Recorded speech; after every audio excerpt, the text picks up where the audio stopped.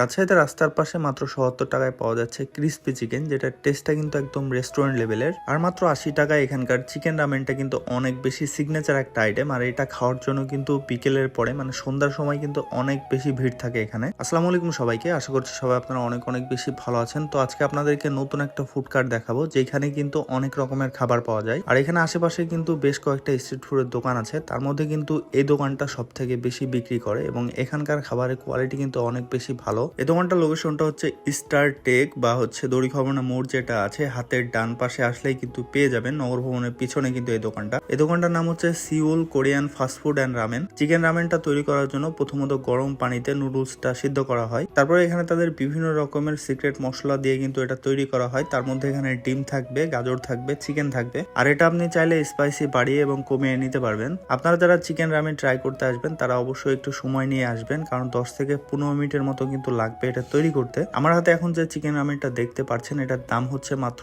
80 টাকা। আপনারা কিন্তু রেগুলার যদি নেন তাহলে 50 টাকা করে নিবে, কিন্তু সেটাতে কোনো চিকেন থাকবে না, মানে চিকেনের পরিবর্তে ডিম পাবেন। আমি এর আগে অনেক জায়গার চিকেন রামেন ট্রাই করে দেখেছি, কিন্তু সব থেকে আমার কাছে এটা বেস্ট মনে হয়। আপনারা অবশ্যই এই চিকেন রামেনটা ট্রাই করে দেখবেন, আশা করছি আপনাদের কাছে অনেক বেশি ভালো লাগবে। আর এখানে কিন্তু কাপ পাস্তা পাওয়া যায়, আর এই কাপ পাস্তার দাম হচ্ছে মাত্র 50 টাকা। একদম শেষে আমি ট্রাই করি এখানকার ক্রিস্পি চিকেন, যেটার দাম ছিল মাত্র ৭০ টাকা। আর এখানে কিন্তু 2 রকমের মেয়োনিজ আর একটা সস পাবেন। ক্রিস্পি চিকেনটা ভেতরের দিকে জুসি এবং নরম, এবং বাইরের দিকে কিন্তু একদম পারফেক্ট ক্রাঞ্চি ছিল। আমি হাইলি রিকমেন্ডেশন করলাম আপনারা এই দুইটা খাবার অবশ্যই ট্রাই করে দেখবেন, ক্রিস্পি চিকেন এবং চিকেন রামেন। আজকের ভিডিওটি এ পর্যন্তই, দেখা হবে নেক্সট কোনো ভিডিওতে। তখন সবাই ভালো থাকবেন, সুস্থ থাকবেন। ধন্যবাদ সবাইকে।